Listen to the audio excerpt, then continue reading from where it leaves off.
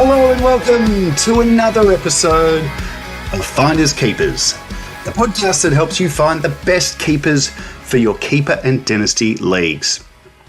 I'm your host Jordox, and opening round has closed, bringing with it the official end of the fantasy preseason. That's right, round one is finally upon us, and it's bloody exciting. Oh, the preseason, it goes on and on and on and on, and my goodness, I am excited that from this week we're going to finally see some head-to-head action in our keeper and draft leagues. How did you enjoy opening round this weekend? I enjoyed it, but I must say, and I don't want to be totally negative on the concept, but after a few years of opening round, I'm still not a fan. It just, as someone who supports Adelaide, who hasn't played in any opening round games, it just doesn't feel like the season has even begun yet. And that's obviously because fantasy doesn't start till this week, but I don't know, it just feels weird. It feels like Carlton Richmond this Thursday is still the start of the season, and I think that's a problem. But not much we can do about it, and we did have 5 games to look at, and there's a fair bit of data and information to look at and analyse, as we like to do in the fantasy community.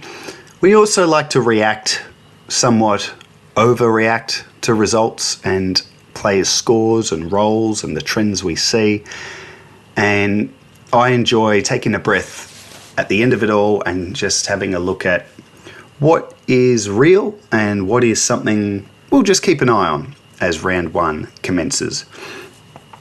The footy itself, I noticed, was fast. It was end-to-end, high-octane, really quick stuff. And I don't know if that'll continue as a trend, if that's a direct result of the many rule changes the league has brought in, and will that slow down as we get to the colder months. But my goodness, it was fast footy, and we saw teams put on huge runs of goals, and yeah, some more than others. It was hard to look at any fantasy trends. I mean, we had one game that didn't have any fantasy tons, and then we had another game that had 11. It was a bit of a mix, but certainly fast-paced, quick action, and my concern watching the round was for those slower players, those nuggety midfielders like a Jai Newcomb or a Matty Rao, who's obviously just won a Brownlow. But I just wonder if the game will be too quick and those sorts of players will lose a bit of fantasy impact. But we'll wait and see. It's been one half round, and yeah, can't wait for round one. So today's episode of Finders Keepers, it's going to be a pretty simple one. I really am just going to run through the things that caught my attention from the 5 opening round games. And let's start that with Thursday night, where we saw Sydney open the season against Carlton. And, oh man, talk about a game of two halves. I mean, the first half was engrossing. It was low scoring. Carlton were just strangling Sydney, and I thought if they just kicked straight, they really were a chance to win the game. And then the third quarter happened, a 12-goal blitz from Sydney that not only ended the contest, but just put all sorts of doubt and fear into the long-suffering Carlton fans.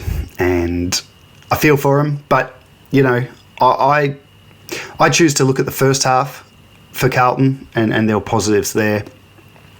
Sydney went absolutely ham in the second half, but again, as I said, it was such a fast-paced brand of footy. I think a lot of teams are going to get scored against like that, and we saw it the next night with Gold Coast absolutely smashing the Cats. So anyway, fantasy perspective, Justin McInerney burst out of the blocks season 2026 with a career high score of 122, thanks to a 3-goal purple patch in the third quarter, which was 3 goals in a 12-goal quarter from Sydney.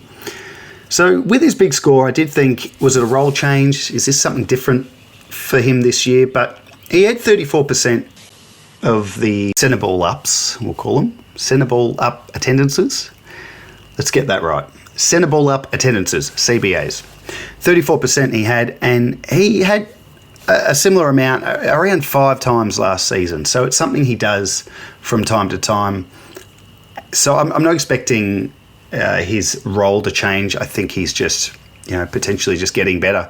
But again, 3-goal purple patch really does help him get to that big 120 score. Angus Sheldrick, one of my boys, put up a 70, but 56% time on ground. And I just pulling my hair out when I saw this. I mean, I thought with the sub gone, players like him would be free to, score and get full games. But it was a bit of a trend we saw across the round with no sub and 5 on the bench. I think nearly every team had a player or two that had very, very low time on ground. So it's a bit of a concern because I think the days of no sub and we're pretty confident that we can field anyone, I still think there's going to be quasi-subs that we're going to have to keep an eye on. And Sheldrick, I had such high hopes for him this year, but yeah, just 56% time on ground. He had plenty of CBAs, 41% there, but his disposal efficiency was just 39%. So I put a tweet out the day after the game just saying, just play him. Why don't they play him? And a lot of people pointed to the fact that the disposal efficiency was garbage. So, yeah, interesting watch for him this week. The Swans got up and had a big win. So, but they take on the reigning premiers, Brisbane. So it will be very interesting at selection. I hope he holds on. Jai Sarong made a great club debut for the Swans, coming over from Hawthorn. He put up a 72 playing on the wing, but the thing that stood out to me with him was he was statless in the third quarter. Absolutely statless, put up a 0 in fantasy for the quarter. And that was the quarter that Sydney absolutely cut the Blues to shreds. So I guess this kind of shows the perils of playing on a wing, and if you get, what we call the dead wing or the cold wing. And he just clearly was on the dead wing because he was flying at half time, did not touch it in the third quarter. Anyway, great debut. I think people just need to ease up on expectations on this guy. He looked great, but we'll see what he does next week. For the Blues, Jagger Smith had a debut, long awaited debut. He put up an 82, 27 touches on debut. You know who else had 27 touches on debut 4 or 5 years ago? Nick Dacos. Wonder if we're going to see a similar fantasy career for a Jagger. Look, not much you can say about this guy. It wasn't already said. After his huge practice game against Geelong, he was everywhere. He makes good position. I was watching him on the telly off the ball. He tries to get himself into the spots to get the ball, and if he doesn't get the ball, he just keeps going until he does get the ball. Yeah, he's going to be everything we thought he would. Maybe more. Cooper Lord was flying at half-time, had a huge score coming, but slowed down in the second half and just put up a 76. Really interesting how to read this. First half he was huge, and then second half he went quiet, but so did, all of Carlton. He only had 22% CBAs, and he didn't lay a tackle. And that is just the second time in his career he hasn't laid a tackle in a game. So I think there's heaps of upside on Cooper Lord. I can't wait to watch him go again this week against the Tigers. I reckon he's got a 90 plus score headed his way very soon. Lastly, Liam Reedy, he put up a 40 from 61% time on ground. And if you've listened to Finders Keepers this pre-season, you'd know I'm pretty bullish on Reedy and what he could do at Carlton. So it hasn't been a great start from that standpoint. He had 22% CBAs, so Pitnet's clearly the number one, clearly the man. But I must say, I've been a bit surprised to see how quickly people have sort of written him off as a potential future ruckman, number one ruck at Carlton. I've heard everything from, he's just not up to it, or, he hasn't shown enough yet. I mean, he came from Freo, but the other night was his fourth AFL game, like 4 games at AFL level. How do we know if he's up to it or not? And then the curious thing I noticed, so for the game he had 32 ruck contests versus Pitnet's 62, but both of them recorded 17 hit-outs. So Reedy won the hit-out in more than 50%, and Pitnet, barely, how's the maths? I should have written this down. 17, I don't know, 20% we'll say, maybe less. Not much. And look, to be fair to Pitnet, he would have been up against Grundy every time, and Grundy dominated. And maybe Reedy was against, Sydney's backup, which is a Marty or one of the other fellas. But still, I just thought that was interesting. Pitnet's got nearly double the amount of ruck contests, but they've both hit the same amount of hit-outs. See how they go this week.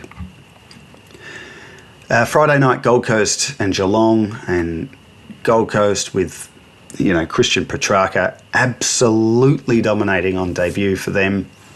They gave the Cats a shellacking, and it was looking like being one of the biggest losses probably Chris Scott's ever had, and Geelong saved face in the last quarter, as they always do. But make no mistake about it, Geelong were so far off the pace in this game, and Gold Coast were absolutely flying.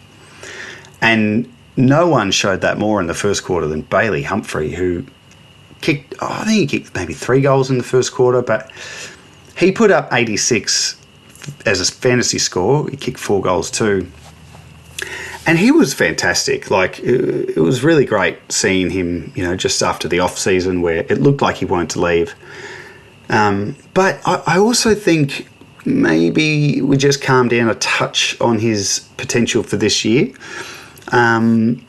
He scored the 86, but 4 goals too to get there. Did half of his scoring in the first quarter and then bits and pieces as it went on. In the last quarter, he scored -6, so I don't know what he was up to in the last quarter. Obviously not much. And he's a very exciting prospect. If you have him, you'd be laughing. I just wouldn't be getting too excited thinking he's going to be, an 85 to 90 sort of guy. Will Powell put up a 69, but I was just fascinated by the talk of him playing midfield in pre-season. And it happened after Wits. He attended the most centre ball ups, Will Powell, and he was on track for a good score early, and then he had a couple of pretty quiet quarters.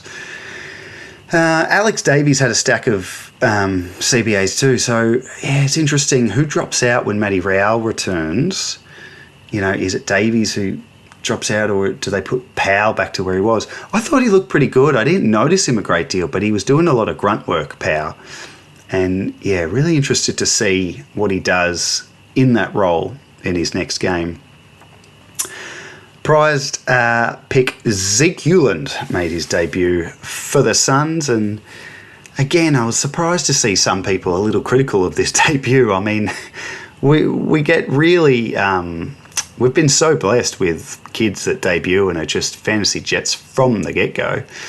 And Hewland, he made some errors early, a couple of kicks that were just out on the full, But overall, I saw enough to think, if you've drafted him, you have got a good one. 16 touches, and it was interesting in the last quarter. He got absolutely smashed by Ollie Dempsey, who kicked... 3-4 goals last quarter, something like that. And I know in some group chat I'm in, people were commenting on, he's being absolutely smashed here. But I think it was probably a bit of a lesson from Damien Hardwick, and just said, hey, we're winning by 70 odd points. Let's let this kid have a run on Dempsey, and he was getting beaten, but let him play it out, and he'll learn from it. So I just thought there was a bit in that. And Hewland will be better for it.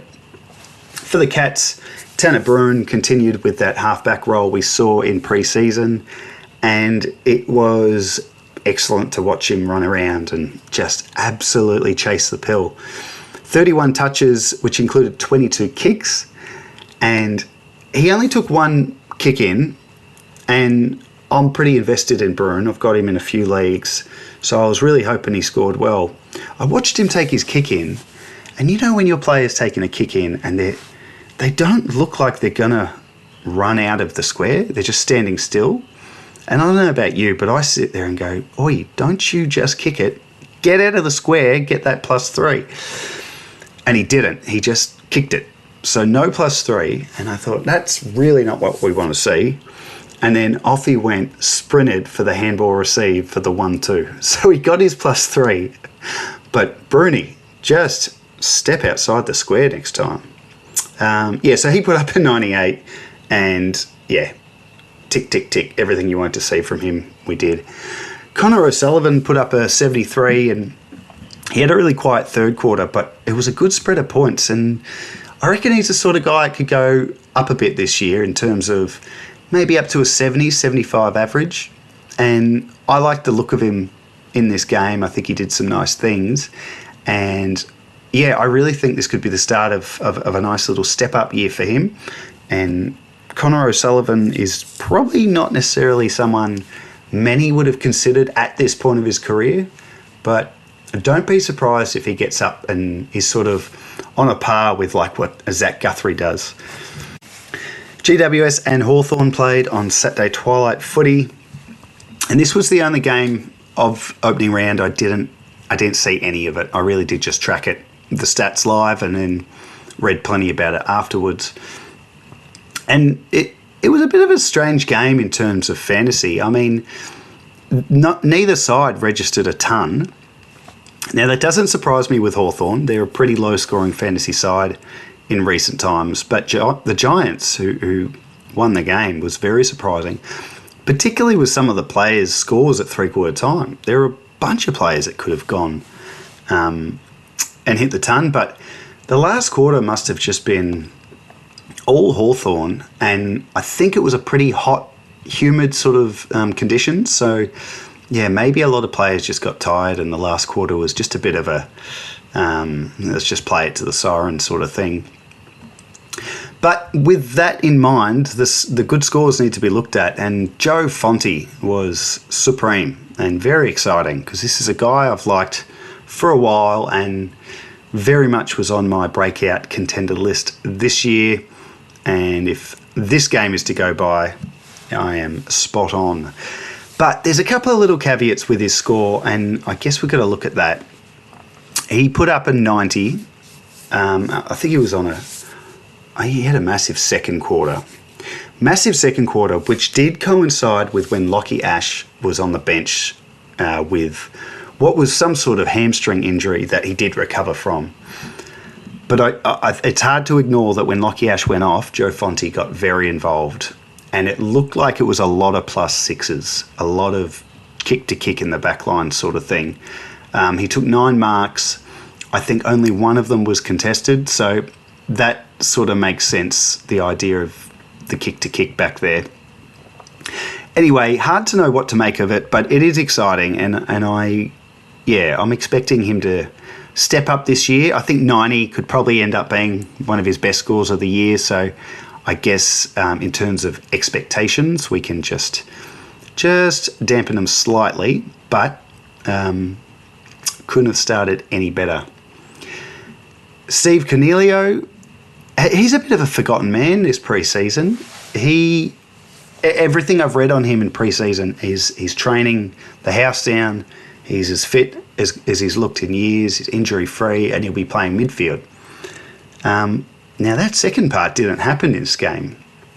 He scored 94, and I'm pretty sure he scored -3 in the last quarter. So that means he was on 97 at three-quarter time. So when I saw his numbers, I thought, yeah, he's obviously playing on the ball and just racking it up like he does. But he wasn't. He only had 11% of the CBAs. So he's obviously playing ahead of the footy, which means forward status is very, very likely for him.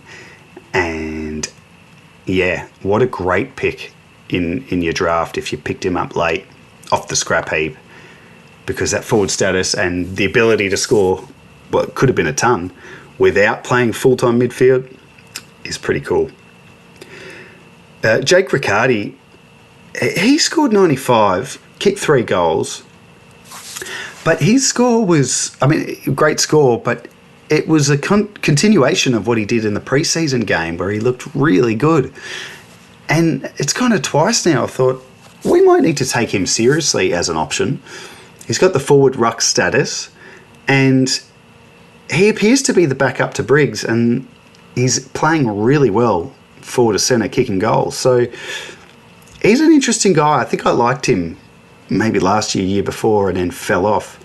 Probably worth keeping an eye on him because I think the Giants like the Briggs-Riccardi duo together. For the Hawks, Josh Weddle put up a very disappointing start to the season with a 49. I have such high hopes for him this year. This was not what I wanted to see. So he scored 49, but 31 of those points came in the third quarter when he had a bit of a patch of getting amongst it. That means he scored 18 points across the other 3 quarters. My goodness. And yeah, he was playing in the back line, and then they had him in the ruck, and then they had him over there, and they just need to put the guy in one spot and let him do his thing. Anyway, pretty nervy start for Weddle owners, but let's have a wait and see if he could bounce back next week. Connor McDonald was another guy with a lot of preseason buzz from me as well. I think, I very comfortably predicted him to have a big year, playing extra time in the middle. His midfield time wasn't quite maybe what owners would have hoped, 33% of the CBAs. He scored 79, and I think he was okay. It's hard to know what to make of it without watching it, but I think 79 in a loss in a low-scoring fantasy game is pretty good, and I still think he's up for a big year, so I wouldn't be too worried. In fact, I wouldn't be worried at all. On to Saturday night, Brisbane and the Bulldogs. What a game of footy. I was pretty disappointed with the Thursday night, Friday night games. They were pretty one-sided. Entertaining in seeing a side play so well, like the Swans and the Suns did. But and then the Giants and Hawks was close at times, but we really needed a close one, and this delivered. It was absolutely enthralling, and what a finish to see the Doggies pull off the upset. For the Brisbane side of things, Dane Zorko, can we talk about him for a sec? He is, in the biggest compliment possible, he's just a freak. Like, he's a freak. He's 37, right? And I just keep thinking, he just can't keep doing it. He can't be a reliable top fantasy defender at 37. He just can't. And what does he do in this game? 142. Like, it's just astonishing what he's doing. And it's not like he's just an absolute stat padder. There's obviously plenty of that. But you watch him, and he's bloody good. He's so important to the Lions. And, yeah, what an absolute legend. So off he goes. Another big year coming for him. Now, Josh Dunkley is a guy I tipped to drop off a little bit this year, and the reasons for that were around seeing how effective he was in games last year as not so much a tagger, just a run-with guy, an accountable midfielder.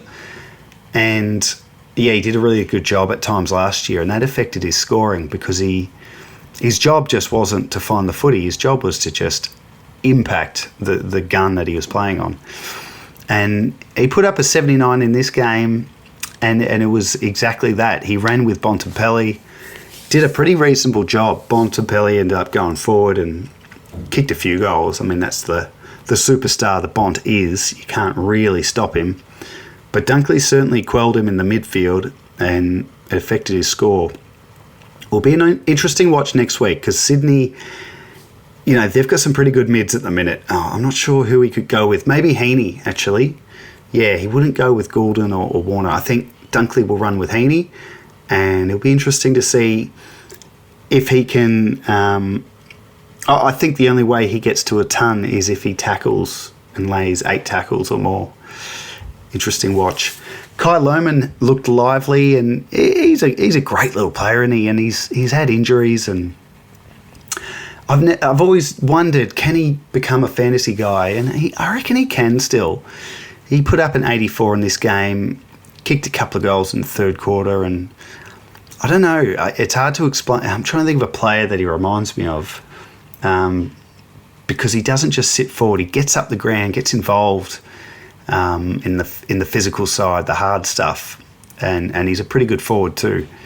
Yeah, interesting to watch how his season goes. For the Bulldogs, off to a cracking start in 2026, and Connor Buderick was one of the guys that came across in the trade period from the Suns, and I'll be honest, he was someone I was hot on from the moment that trade happened. I've long been a believer in Buderick's ability to be a great fantasy distributor in the back line, and that came from when Damien Hardwick arrived at Gold Coast a few years ago and sort of identified Buderick as being a Jaden Short type, and it didn't happen because of injuries, form and whatnot. But he's at the Bulldogs now, and he's got that role. He took 8 kickouts in this game, more than Bailey Dale. He put up a 94, very nice score, and he had a career high 27 disposals. So it's a pretty cracking start. And the cool thing, I reckon, with him, with his 27 touches, he only took 3 marks. So that's telling me there's a lot of handball receives that he's getting as that, running behind the player who's taken a mark, give me the ball sort of thing. And in fact, I reckon he did what Bruin did. He had a kick out that he didn't go outside the line. And I remember thinking, what are you doing? And then he sprinted, got the handball receive for the 1-2. That's just everything you want to see in fantasy. And with forward status, he could be one of the best picks in a keeper league this year from redrafts.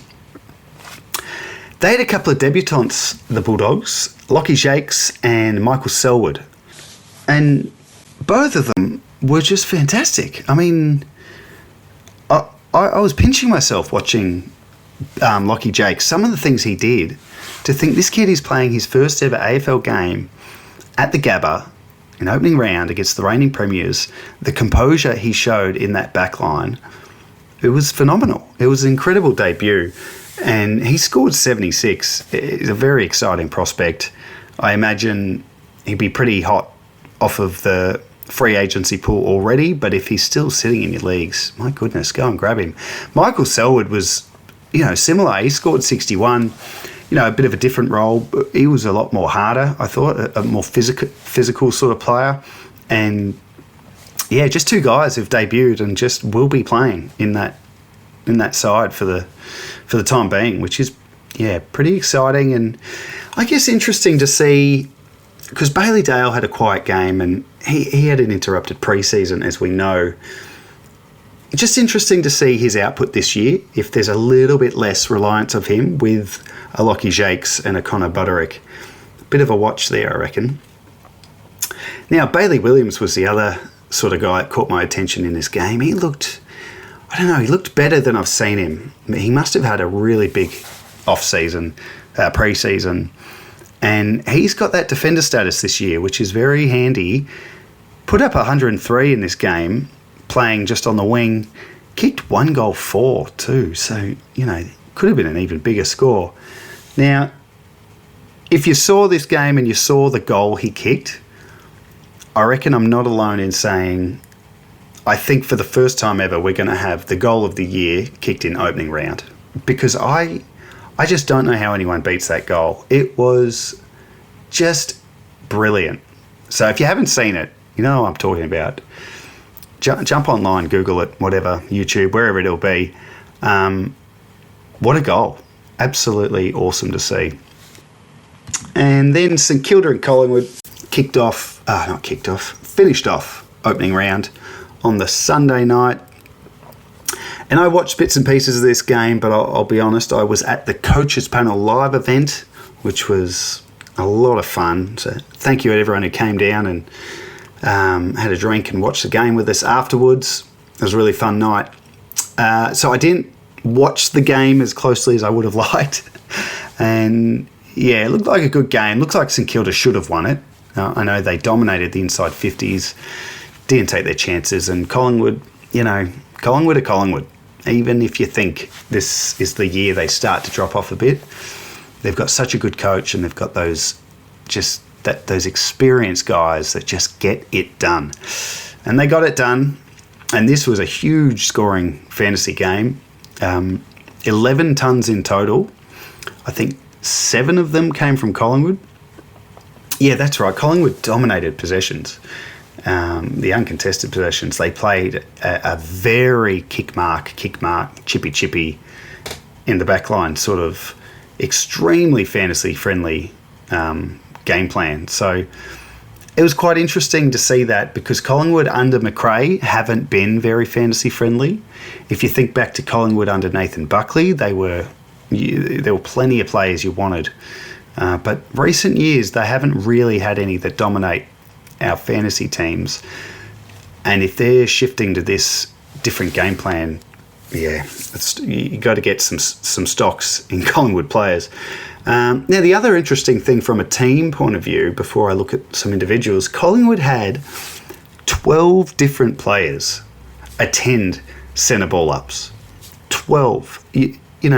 Most sides will have a pretty regular run of 4 or 5. Then you've got the 2 rucks.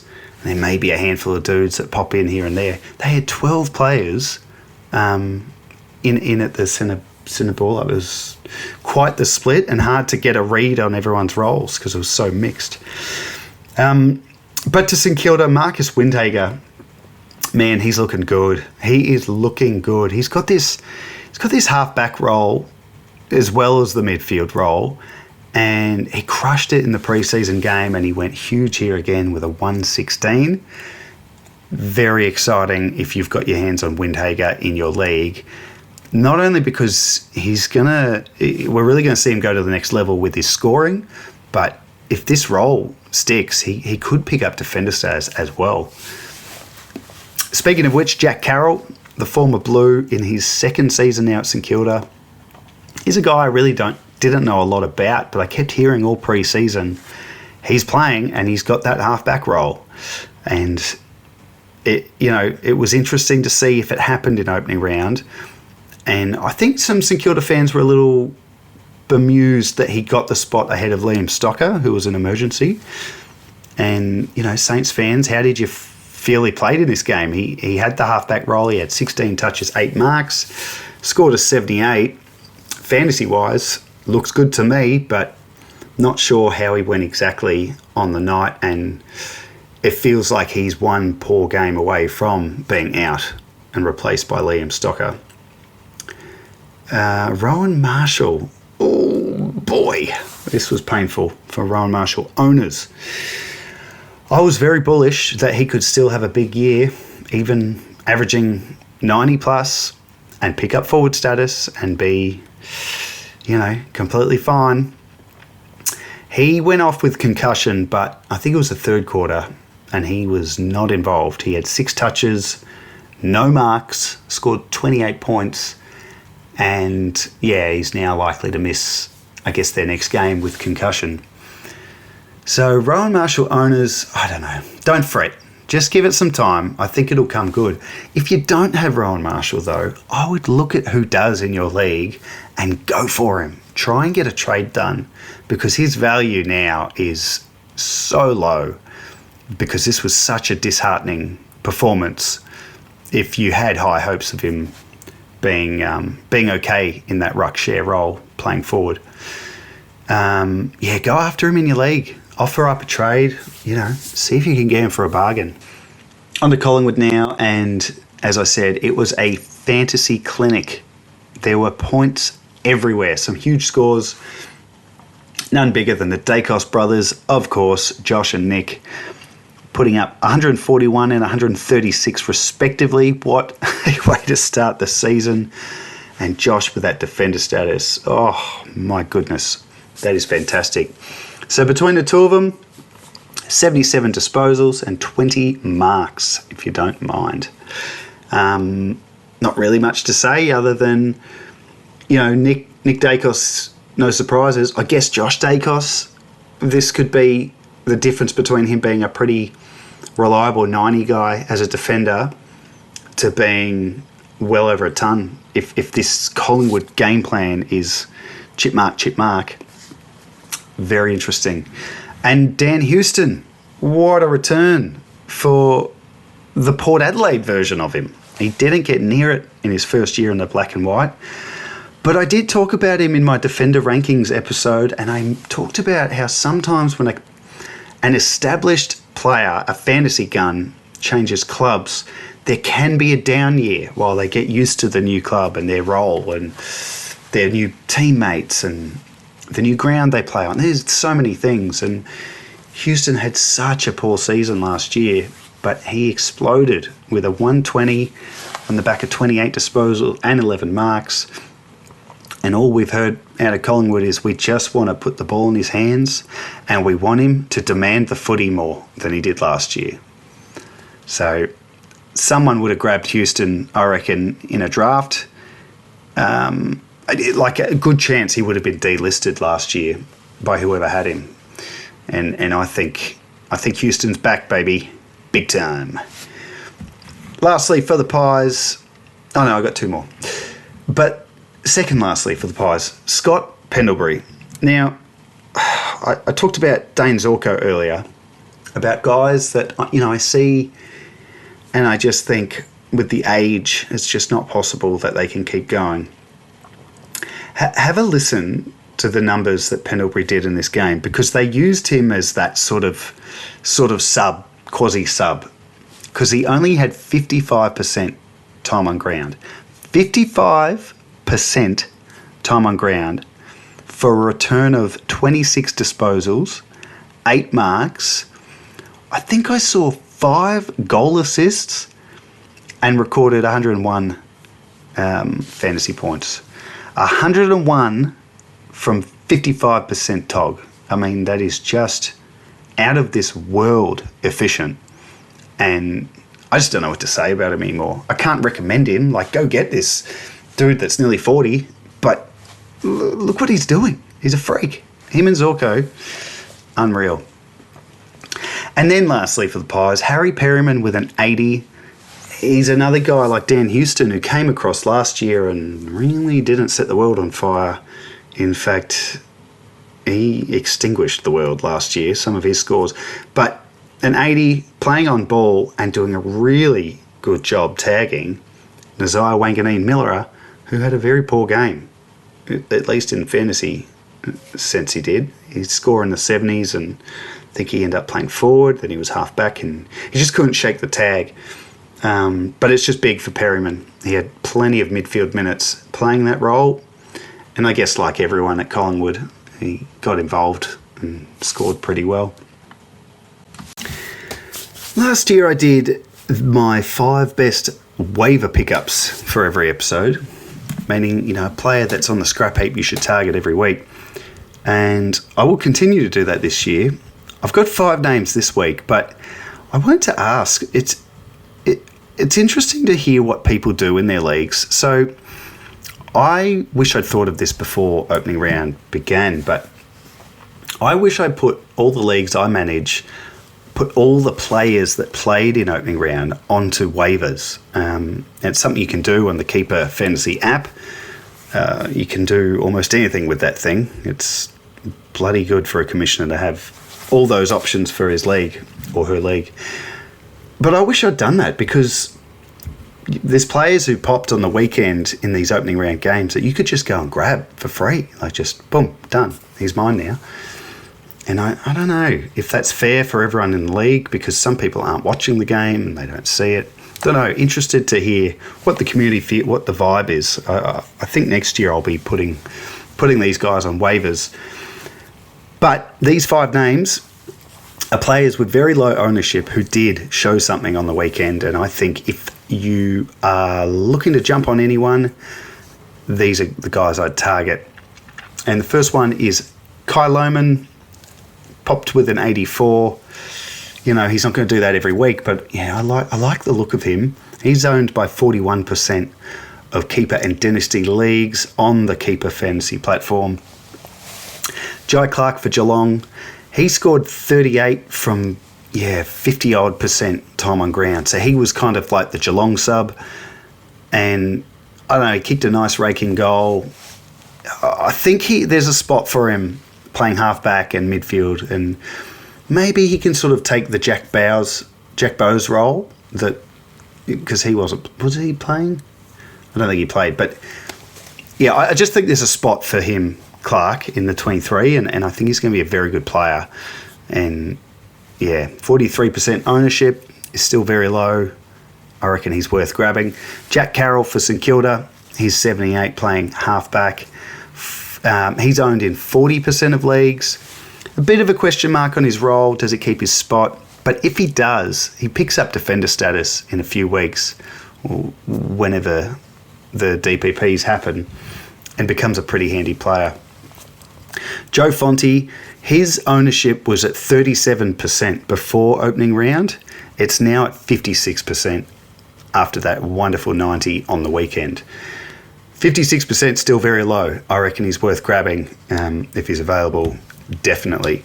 And then the last one, Beau McCreary for Collingwood.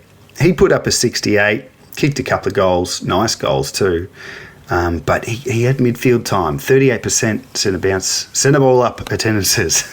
And he's owned in only 40% of leagues at the moment as well.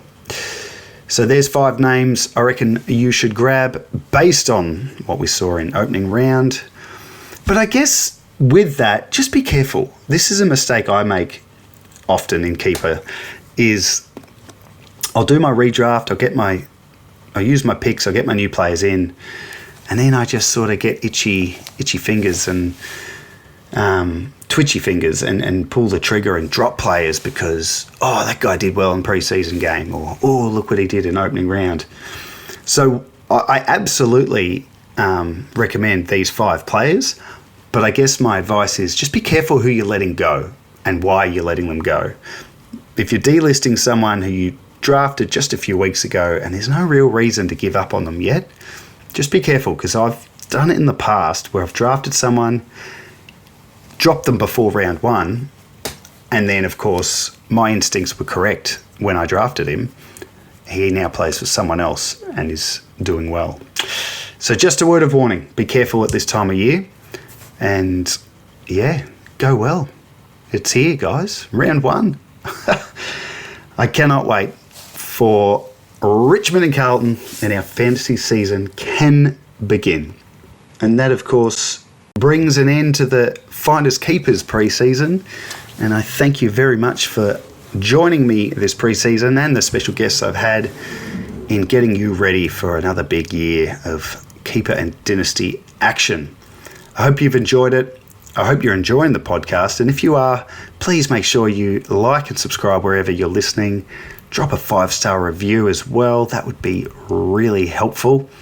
And don't forget to follow the X page at FindKeepAFL and drop any feedback, any questions, any thoughts you have on anything to do with the podcast, keeper leagues, or just footy in general.